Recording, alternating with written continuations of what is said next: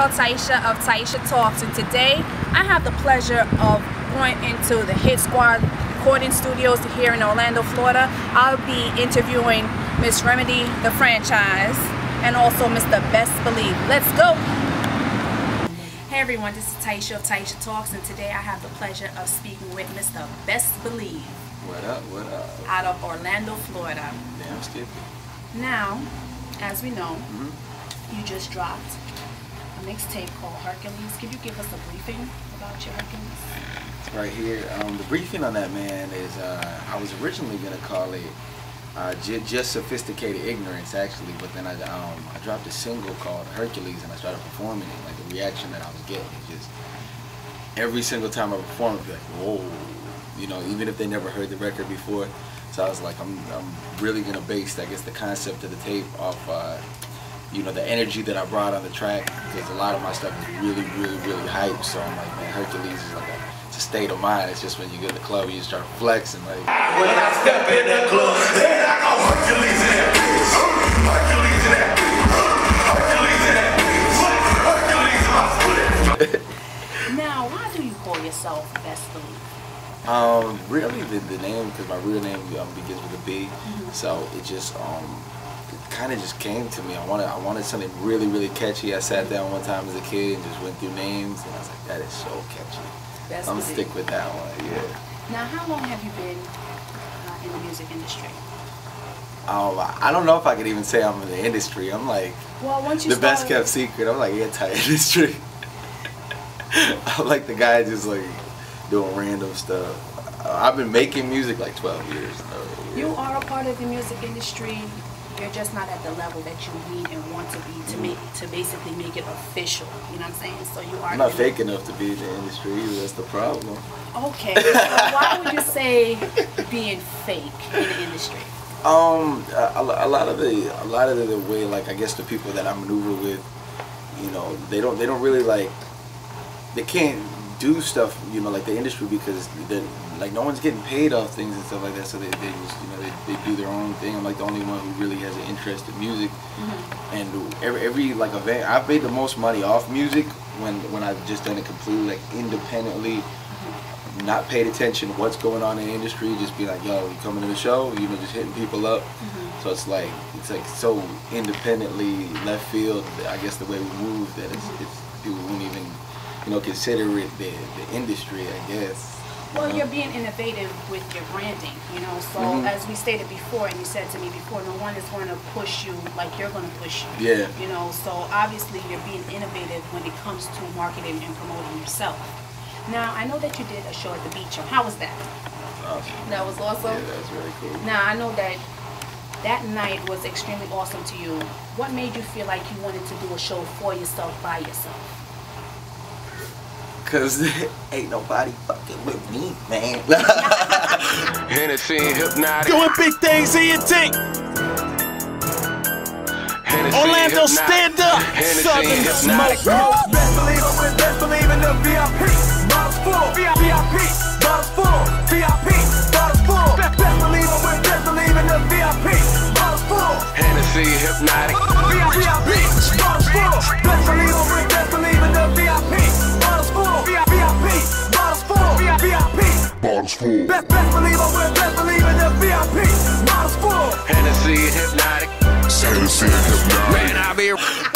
Really, I was just the only one invited.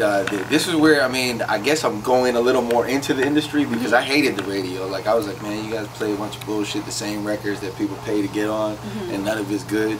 And actually, I was invited by Lil Sean from, you know, 95.3, and I was like, you mean the radio reached out to me to, you know, without having to, you know, pay them or, you know, do anything, you know, shady under the table? Like, he's just like, I think you're talented, you're grinding hard, I want to give you an opportunity. Well, I see. So I was like, wow. Well, I see for myself that you do grind hard, because every time I drive somewhere, Bezz Believe. I'm like, yeah, I know that cat. Bezz Believe. Oh, he over here too. So people are paying attention. So when they pay attention, obviously they're going to gravitate towards you, because they see that you're moving and shaking and moving. Now, who have you worked with in the industry, if anyone? I can't even say, man. I don't know, you consider the industry, because it's like there's One of the biggest artists that I've done a feature with. His name's Trouble out of Atlanta, and I mean he's kind of like his attitude like similar to me. He's like kind of fuck the industry. I know he's like everybody in Atlanta is all about having blonde mohawks and wearing tight pants and being like metrosexual now when it used to be cool to be like outcast. So actually be good at rapping and singing auto-tune, and he just totally doesn't do that. And I know he has a lot of tracks dissing the industry, but he's got a really nice buzz, off just doing it what he's doing, rather than so that's probably one of the biggest features that I've done. And there's a dude that was signed to Jeezy named Tone Trump that I did a track with too. And there's a cat named Necro, he's like a legend of the underground hip hop. Like everybody who I work with has not been like like the typical mainstream. Yeah, the mainstream guys. Now, what do you feel about crossing over into the mainstream? If the right opportunity comes, and I grab it. I'm all about like organic chemistry. Like if it just naturally happens, but I'm not the type to be like, oh my God, I see that guy on TV, I hear him on the radio, I'm gonna suck up to them. When me sucking up to them is only losing me money. I never, when I suck up to the real, not suck up, but I treat regular people, and I focus on fans rather than who's already hot. That's when I make money off music. So because it's really the fans that's really paying attention to your music. So you're crossing over. Like if the right opportunity comes, I'm not against it. Just I'm not gonna really stop what I'm doing because every time that I've like chased. Like it's like the Hollywood facade. I've kept losing money. Right. Never made any money. I might get more Facebook likes getting a picture with so and so, or some Instagram likes, but Instagram likes don't pay you. So it's like. Now, I know that you are an entrepreneur. What else do you do that the world don't know? So you got. Yeah, I go, oh, you're talking about that? I thought the world doesn't really know. Yeah, right now we got a club called Senorita's Nightclub.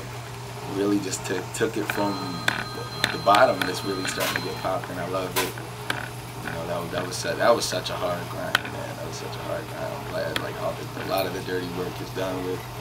Then we got a liquor store too, Castleberry Liquors. If I recommend anything for kids, open a liquor store, man. That's like the best business you can possibly get into, man, because it sells itself. It's people, they always want to turn up. They always want to turn up, exactly. Now, how would you describe yourself as an artist? Very eccentric, animated, off the wall. I know you animated because I seen you perform before, and I was like, yo, this dude really goes in. I went to your club one night when I came to interview Rich Dollars. Yeah. And I see when you turned up on that stage, I was like, yo, this cat really turns up. I like, yo, I have to get to know him. So now I'm having the chance to get to know you. Another thing I was gonna add was extremely handsome. You are extremely handsome. You are handsome. Oh, thank you. So are you like Caucasian, mixed with Puerto Rican? No, I'm just white. I'm actually Jewish. Okay. I'm like the complete array. Opposite of like what people like started would think or would become a rapper. It's weird. I don't know how I ended up here. I really don't. Well, obviously you paid attention to a lot of BET and MTV, so obviously that molded you. Now, who's your favorite artist, and who would you like to work with? My favorite artist probably like right now is that dude Trouble that I work with. And I like Eminem a lot. Ludacris is dope. Trying to think. I mean, I focus a lot on like the cats that I see in my backyard. Like I see in Low Life Gang doing their thing. There's a cat Low Pesci around here. He's good. We started off like beefing because he was so hungry that he's like, man, the only way I'm gonna get out is beef with Bezz Believe, but he's good, So it's like a lot of the, I don't like to give industry dudes free promotion until they reciprocate the favor, Right. Like I feel like I'm gonna give Rick Ross free promotion because I love what he does, I guess business wise, and he's just so damn obnoxious that it sounds good. I'm gonna give him free promotion because I know the liquor store will push in a lot of that Luc Belaire, his new liquor that came out. So I mean, like entrepreneur wise, I respect his grind. Anyway, I thank you for your time. How can everyone get in touch with Mr. Bezz Believe? You hit my damn phone number. 561-543-5167, 561-543-5167. I mean, I'm getting more into the social media and getting more savvy. So I mean, my Twitter and Instagram is at BezzBelieve69. That's BezzBelieve69. How you spell it though? But some people might go on there and be a... Yeah, we can hold this up. Bezz Believe. It's not Bees Believe. I don't know how people, they didn't learn how to spell. I get offended when you call me Bees. I'll be like, Bezz Believe, then I added 69. And then my Facebook is the same thing. I got a fan page and a regular page. Alright, well, thank you for your time. And I truly appreciate you giving me this opportunity to interview you. Thank you. Thank you. Come on, yeah, hey. Time passes by and we ain't getting any younger. I'm losing passion in my art and I'm decreasing hunger. When you start making easy money other ways, you put your music to the side and stick to what fucking pays. They ask me why we still in the Alright, gotcha. Hey everyone, this is Tyesha of Tyesha Talks, and today I have the pleasure of standing here with Remedy the Franchise. Step up in the party on stupid, dumb, retarded. Stupid, dumb, retarded. Stupid, dumb, retarded. Stupid, dumb, retarded.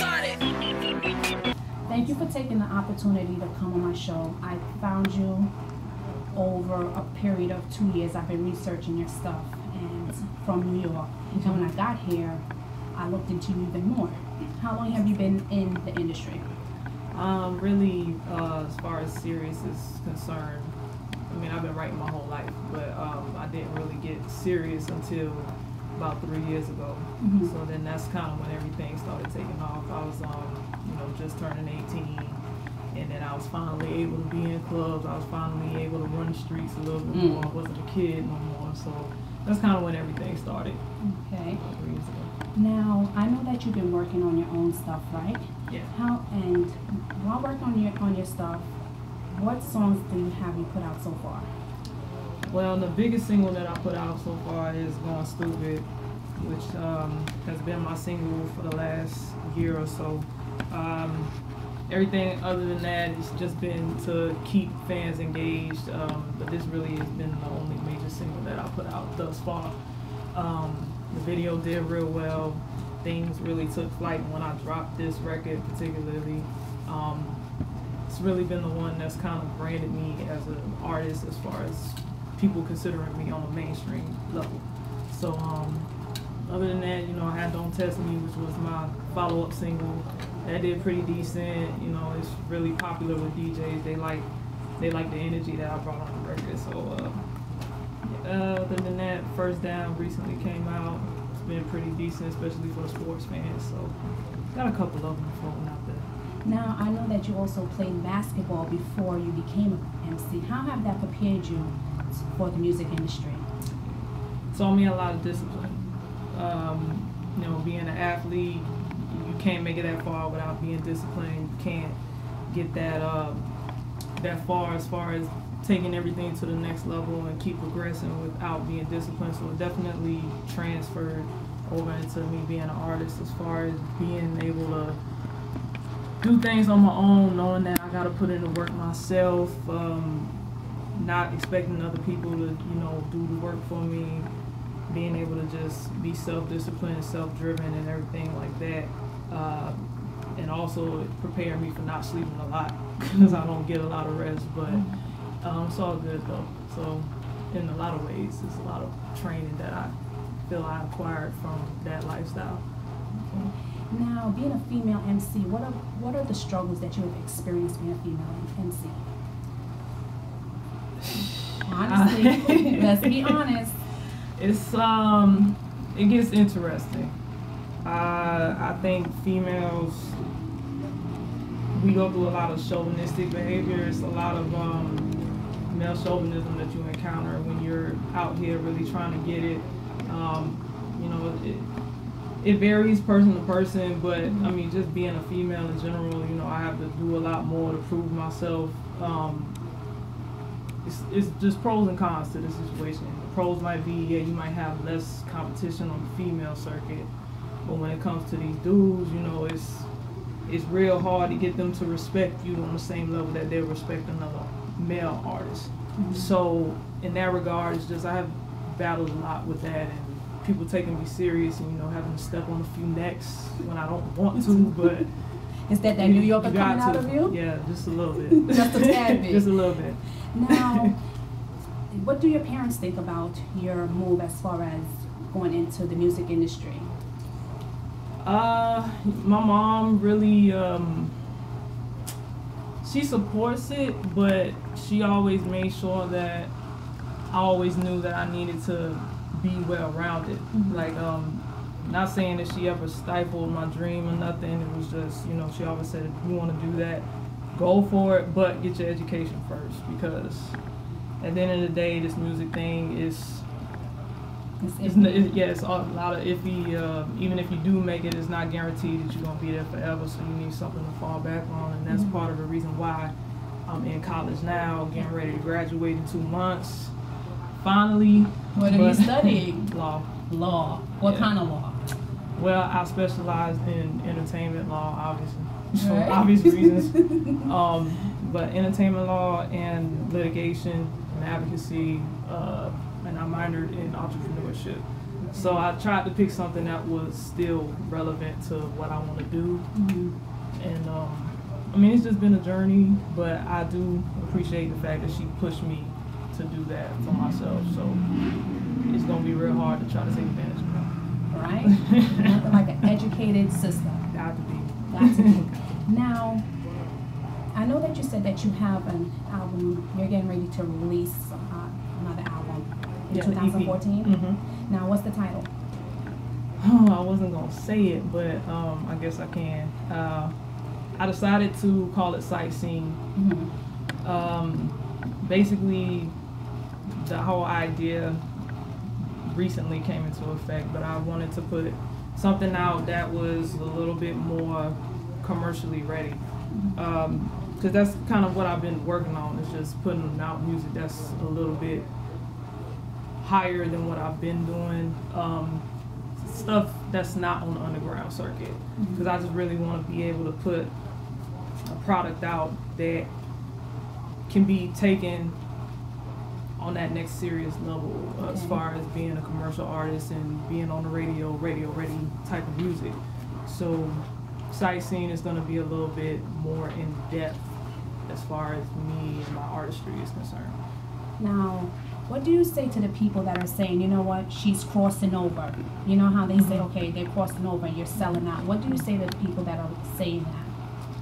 You know, it's funny you said that, because I put a post up on Facebook not that long ago about not understanding what people mean when they say stuff like that, because, you know, rappers nowadays, everybody's talking about money. Yeah, money. But where money at? Right.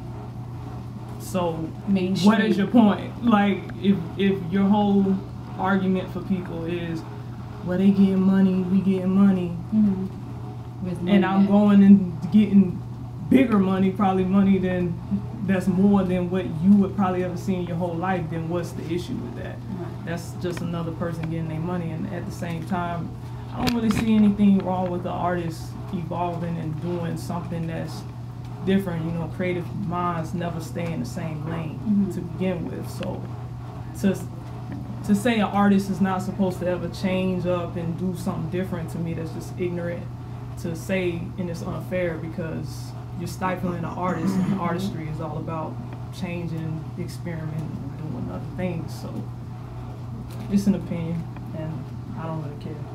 And that's how you should be. Now, what do you say to the female MCs that are like, you know what, I want to battle her. I think I could do better than her. What do you say to them? Get in the booth and make a hit song. And then come see you. I mean, battling me, what is that going to prove? Nothing. Because if you can't get a hit record, nobody really cares. Right. Like, I mean, and that's nothing against the ladies that are on the battle scene, because, you know, I have a lot of associates that I respect on the battle market. You know, Persia, I'm cool with Persia. People might know her from VH1. Cool with her, I'm cool with all the ladies of Queen of the Ring. You know, I respect them. But as far as the masses are concerned, a lot of people don't really pay attention to battle rapping. being in the South, that's not an option. I mean, it's not. I'm not saying it's not an option, but most people don't care for it. Okay, in other words, it's irrelevant. Yeah, it's not really the thing. You know, I care way more about having a track list as opposed to battle rapping. That's not my focus at all. Like, you want to battle? Let's see who can get the first track up on the Billboard. Okay. That's my definition of a battle. That's how I feel. Okay, that's what's up. Now, what do you say to the females that are inspiring rappers or entrepreneurs that are seeking that outlet or that motivation to become a successful businesswoman? Definitely got to make sure it's something that you really want to do. Too often I come across a lot of females that are like, yo, Rim, you know, I want to do X, Y, Z. Can you point me in the right direction? You know, I'll take them out and I'll introduce them to people like, you know, this is my sister, can you help her out? You know, she's trying to do X, Y, Z. A couple months later, y'all fell off.